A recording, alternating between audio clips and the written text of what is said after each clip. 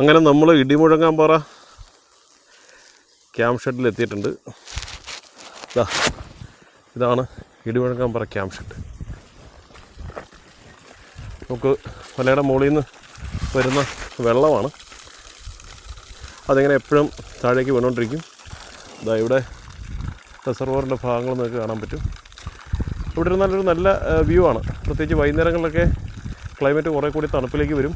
ആ സമയത്ത് ഒരു നല്ല അന്തരീക്ഷമായിരിക്കും ഇവിടെ താമസിച്ചാൽ.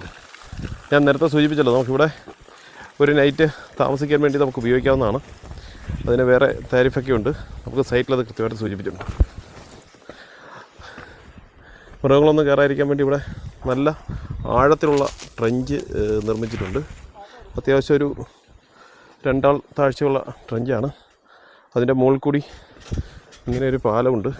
ആ പാലത്തിൽ കൂടി കടന്നിട്ട് വേണം നമുക്ക് ക്യാമ്പ് ഷെഡിലേക്ക് എത്താൻ.